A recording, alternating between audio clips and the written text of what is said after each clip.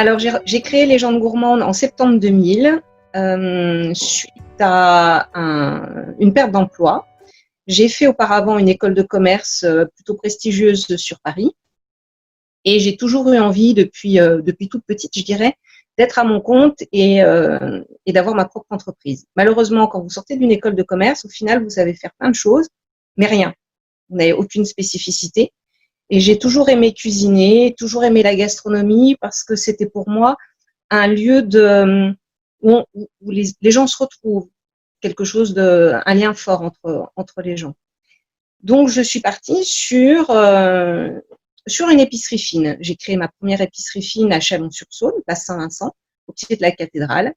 Et j'avais envie de raconter des histoires à mes clients, de belles histoires, de belles légendes sur chacun des produits. Et c'est pour cette raison que j'ai choisi le nom Légende Gourmande. La couleur aussi, le vert, qui est en ce moment plutôt la couleur de l'espoir avec notre fameux confinement. Mais c'est surtout parce que mes deux principaux concurrents étaient en bleu pour la comtesse du Barry et en rouge pour les ducs de Gascogne. Alors l'idée, c'était de monter une chaîne d'épicerie fine. Et puis au final, je me suis rendu compte assez rapidement que pour avoir une chaîne d'épicerie, il fallait obligatoirement fabriquer des produits. Et à ce moment-là, Légende Gourmande, dans notre petite épicerie fine qui était place Saint-Vincent, on avait créé un petit atelier derrière où on fabriquait des fruits au marc de Bourgogne, ce qu'on appelle communément la confiture de vieux garçons, et des confitures, de façon artisanale, bien entendu. Et la première année, en 2001, j'ai eu la chance de faire un salon gastronomique dans lequel j'ai rencontré un grand cuisinier, très grand cuisinier prestigieux qui s'appelait Bernard Loiseau. Et Légende Gourmande s'est fait vraiment de rencontres, vraiment, vraiment. Et ce grand chef, avec sa petite étiquette Bernard Loiseau sur sa veste blanche, s'est arrêté sur mon stand à regarder les produits et il m'a demandé la possibilité d'en goûter. Du haut de mes 28 ans, n'ayant jamais fait de cuisine plus que ça, je lui ai laissé des pots et au final, la semaine suivante, par fax, j'avais une commande de Monsieur Bernard Loiseau pour son épicerie fine à Saulieu. Et ça, c'était magique. Quand à 28 ans, on vous dit qu'un des plus grands restaurateurs français vous commande des produits, bah forcément, vous avez des étoiles plein les yeux, des paillettes plein les yeux. Et puis je me dis, bah voilà, c'est parti, l'aventure est partie. J'en parle à un de mes commerciaux qui venait me vendre des produits et il me dit, mais c'est génial. Du coup, est-ce que tu peux me faire un petit tarif et je vais vendre tes produits à l'extérieur? Pourquoi pas? Pourquoi pas? Et il est revenu avec plein de commandes. Donc là, ça a commencé à être compliqué. On avait un atelier qui devait faire à peine 12 mètres carrés et il fallait faire des commandes pour des tas d'épiceries fines en France.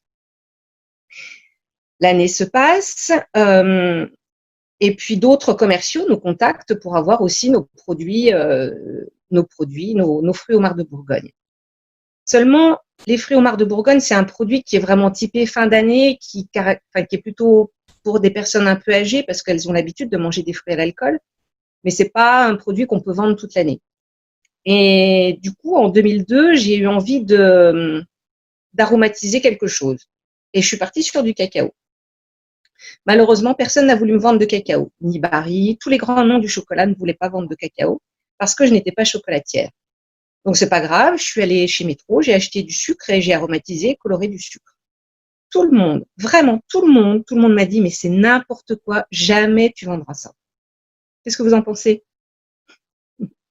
Voilà. Et ben, à force de faire du sucre aromatisé et d'expliquer à mes clients dans le magasin, ben, vous pouvez le mettre dans vos yaourts, vous pouvez le remplacer dans toutes vos préparations pâtissières au lieu de mettre du sucre normal, vous mettez ce sucre-là. Et voilà, c'est comme ça que ça a pris, c'est comme ça que ça a démarré. Et puis, on a eu la chance de travailler avec un magasin qui était sur l'autoroute, à la Maison de la Bourgogne, au niveau de Beaune, donc sur l'autoroute A6. Et cet été-là, l'été 2002, ça a été de la folie. Elle a vendu énormément de sucre aromatisé et comme il y avait notre adresse et nos coordonnées, les gens nous rappelaient derrière pour avoir à nouveau ce sucre aromatisé qu'ils avaient pu acheter sur l'autoroute en rentrant de vacances ou en partant en vacances. Et on a lancé donc des commerciaux sur toute la France qui ont vendu nos produits. Mais voilà, la gamme, il y avait les sucres aromatisés, les fruits à l'alcool. C'était un peu juste. Et à cette époque-là, ma fille aînée a commencé à faire des gâteaux. Vous avez des enfants de 4 ans, vous savez ce que c'est. Maman, je veux faire toute seule. Alors la farine, le sucre et tout, donc les gâteaux étaient immangeables. Donc à ce moment-là, je me suis dit, bon, on va pas la vexer, je vais tout mettre dans un pot, tout doser correctement. Elle aura juste à renverser le pot, si possible, dans le saladier. Ça devrait pas être trop compliqué à 4 ans. Bon, il y a eu quand même des échecs, hein. Et c'est comme ça que j'ai commencé à faire des préparations culinaires déjà à la maison pour sauver ma cuisine. Et puis, à force de développer ces recettes, j'ai présenté la recette des cookies Smarties au SIAL. C'est le Salon international de l'agroalimentaire à Paris, qui a lieu tous les 2 ans. Et j'ai remporté le prix d'innovation. Donc, j'ai été récompensée. C'est vraiment un prix prestigieux qui récompense une société parmi toutes les sociétés mondiales qui étaient présentes. Moi, j'étais vraiment toute petite. Et je vais vous dire que cette année 2012, je m'en souviendrai très très longtemps. Et c'était vraiment une très très belle récompense de tout ce qu'on avait pu faire. Par la suite, suite à ce prix, on a été contacté par la grande distribution. Donc nous avons créé une marque pour la grande distribution spécifiquement qui s'appelle Beau et Bon. Et avec Beau et Bon, j'ai présenté plein de recettes à la grande distribution et j'ai raflé en 2 ans tous les prix de l'innovation, en sucré et en salé. Que ce soit pour des préparations pour gâteaux, pour cookies, pour cocktails, pour des riz, etc. J'ai eu les prix d'innovation Leclerc, Auchan, Cora, Match, Carrefour. Et on a été vraiment récompensés pour les innovations qu'on avait pu faire. La grande distribution, on a travaillé pendant 4 ou 5 ans avec eux, mais on s'est vite rendu compte que leur mode de distribution, leur mode de fonctionnement était totalement inadapté à notre mode de fonctionnement. On est une société, une PME de 12 personnes, mais on crée 200 à 300 nouveautés par an. 200 à 300 nouveautés par an, c'est pas rien. Et la grande distribution, elle, peut difficilement en absorber 3. Donc, je trouvais pas mon pied avec la grande distribution. J'étais frustrée. Je créais des produits et ils n'avaient pas le temps de les référencer, que le produit était déjà plus une nouveauté pour nous. D'où l'intérêt de travailler avec un réseau aussi souple que la vente en réseau avec les VDI, parce que vous présentez un produit et elles adhèrent pas, mais en tout cas, vous avez tout de suite une réponse sur une création. Et vous avez aussi dans les deux sens, c'est-à-dire que nous, on propose des produits, on propose des nouveautés, mais les VDI nous proposent aussi des nouveautés parce qu'elles cuisinent aussi, parce qu'elles ont aussi des enfants, parce qu'elles ont des envies, elles ont des besoins. Et du coup, on est beaucoup plus efficace, beaucoup plus performant dans ce réseau-là que dans d'autres réseaux avec lesquels on a travaillé auparavant. Et vous imaginez le kiff quand vous présentez un produit sur la page Facebook, sur le groupe, et que tout de suite vous avez j'aime. Alors des fois on a eu des ah non c'est nul, c'est vrai. Et quand vous avez des j'aime, alors que le produit il est juste à l'état de prototype sur le bureau, quoi. On n'en a pas fabriqué un seul. Et là vous vous dites ok super, ça va être un succès, ou tant pis on ne le fait pas. Mais c'est j'ai envie de dire c'est une entreprise participative dans laquelle vous êtes autant actrice ou acteur que nous le sommes nous. On a tout intérêt à faire des produits qui fonctionnent pour vous comme pour nous. Alors que quand vous êtes dans un autre réseau, que ce soit dans l'épicerie fine ou dans la grande distribution, il faut que le produit arrive jusqu'à la personne qui va le vendre. Donc, dans la grande distribution, vous avez un paquet d'intermédiaires qui vont être les chefs de produits, l'acheteur et toute une ribambelle de personnes qui vont être entre et qui n'en ont strictement rien à faire du produit. L'épicerie fine, le trajet est un petit peu plus court, mais vous avez quand même un commercial qui va être entre l'épicerie et vous. Et ce commercial, suivant son appétence, suivant ce qu'il aime ou ce qu'il n'aime pas, il va vendre ce qu'il aime ou ce qu'il n'aime pas. Donc, j'ai quand même un intermédiaire entre. Alors que là, je vous ai directement. C'est-à-dire que si vous avez besoin d'un produit parce que vous savez que vous allez avoir une fête dans votre village et qu'il y a potentiellement la possibilité de faire tel ou tel produit qui pourrait marcher, eh ben en avant. On a eu l'occasion de faire aussi pour différentes associations, des associations de parents qui avaient des enfants en souffrance avec des maladies rares. On a eu l'occasion de participer en faisant des produits spécifiques pour qu'ils puissent les vendre et récupérer de l'argent pour ces fameuses associations.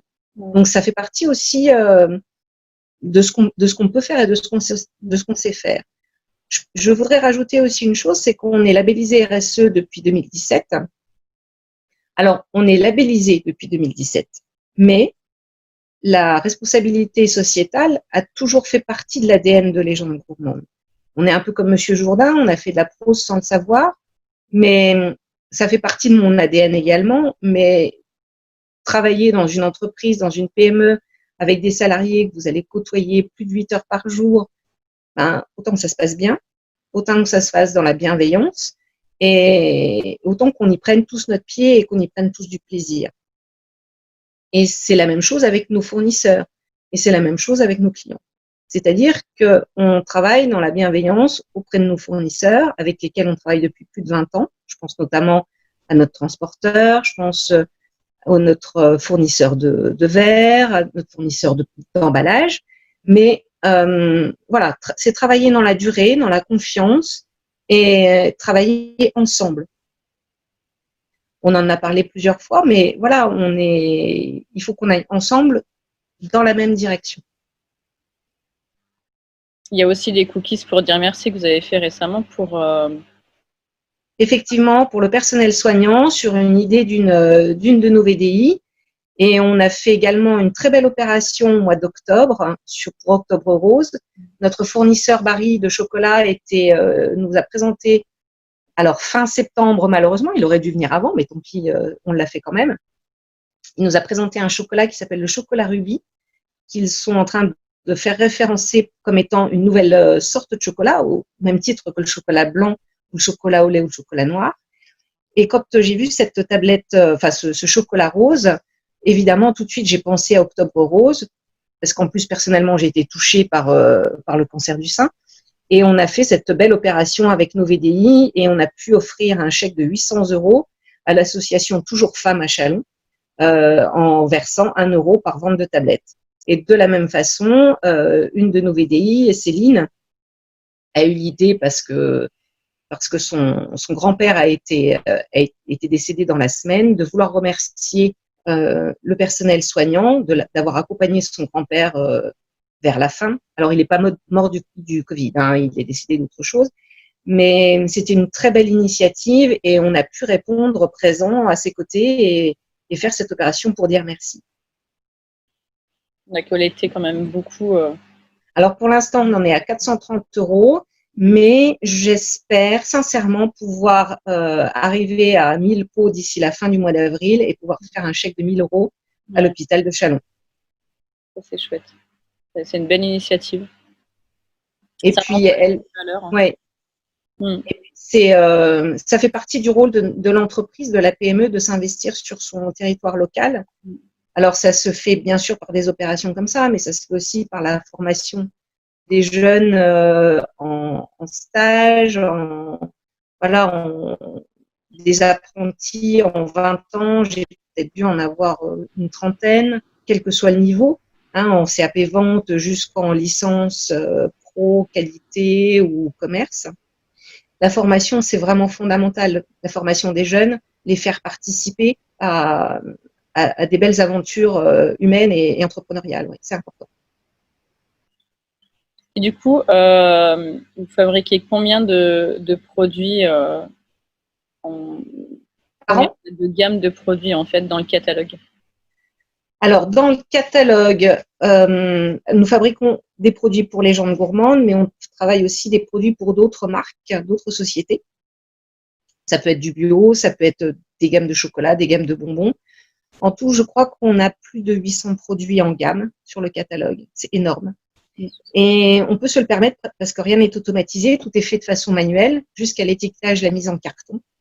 Ce qui ne nous empêche pas d'être également compétitifs pour faire des camions complets avec une ou deux références, ce qui nous est arrivé par exemple pour Vivien Paille il y a quelques années. Et donc voilà, on a à peu près 800 produits dans notre catalogue à aujourd'hui. Et lorsque vous avez des commandes, c'est fait à la main directement suite à la commande. Il n'y a pas de préparation d'avance.